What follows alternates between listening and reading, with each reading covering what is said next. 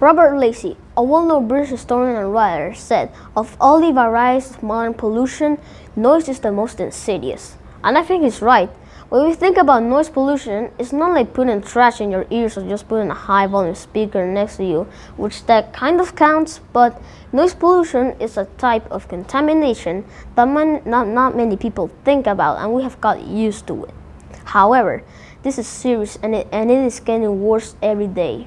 The fact that we are not aware of the amount and type of noise that we are exposed to every single day of our lives makes it very dangerous and insidious.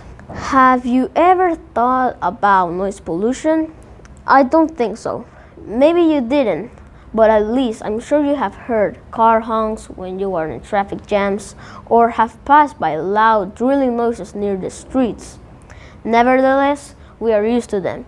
And this is not a good thing because it slowly damages your ear without even noticing it. And yeah, it damages your ear a lot. How can you recognize when you are affected by it or you are contributing to making more noise pollution?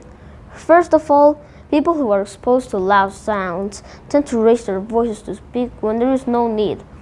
Also, you can have difficulty concentrating or getting a good sleep.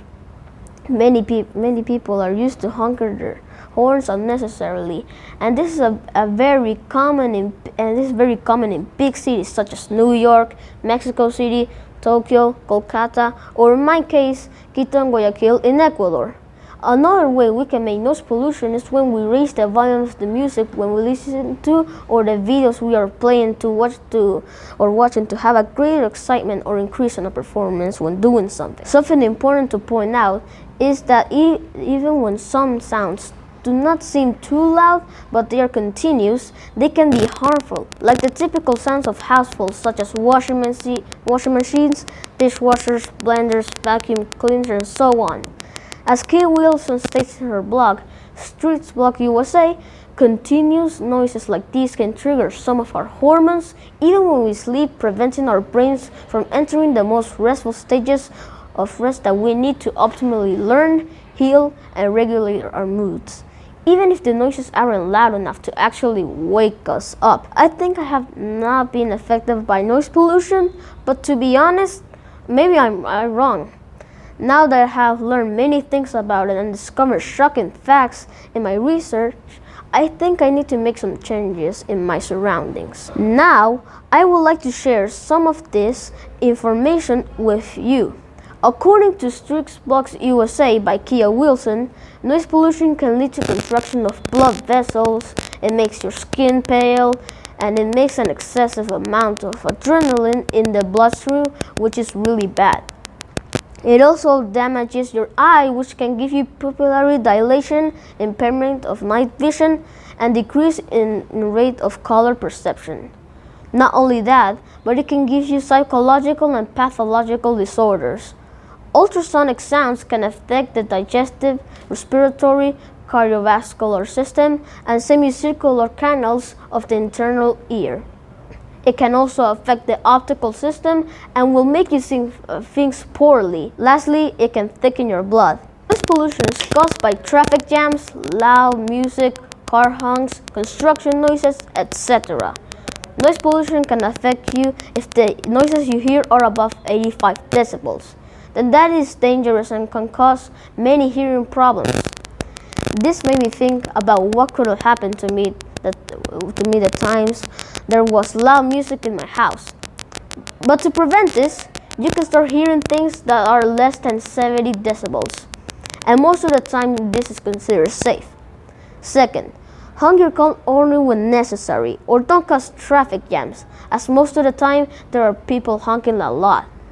Also, don't get too near to construction sites since there can be a lot of noise, or if you are working on one or near a site like this, then use headphones so they can protect your ears. So, these are some of the things you can do to protect yourself from noise pollution, and I hope you think about it now. Another interesting fact that you should be aware of, especially when planning your holidays or long vacation, is that according to NOP's blog site, the loudest countries in the world are Brazil, China, India, and the United Arab Emirates. The quietest countries in the world are Canada, South America counting off Brazil, and Finland. If you want to stay in some quiet places, then go to European cities such as Zurich, Vienna, Oslo, Munich, Stockholm, as these cities are very quiet. And last but not least, according to the European Environment Agency, 22 million people suffer chronic high annoyance and 6.5 people suffer chronic high sleep disturbance, and that is because of noise pollution. Finally, I want to tell that we should mind noise pollution more because this type of pollution affects humans a lot with hearing problems, and not only that, but also animals. For example, submarines or oil machines in the water affect a lot of animals because many of them use the sense of hearing to find food and survive. So noise pollution is also damaging our environment. I hope you mind noise pollution more since I show you the statistics. Also, follow the advice I told you to prevent noise pollution, and I hope you can find somewhere to stay that doesn't have noise pollution with the examples I show you. I must remark that noise pollution is the second type of car pollution. It's very surprising. At this point, it seems like every place in the world is filled with honking cars and loud noises, but the worst part is that so few people think about this type of pollution when these things is very dangerous for us. We should mind this type of contamination just like the others because we need to reduce noise pollution before it reduces your ear. Thank you.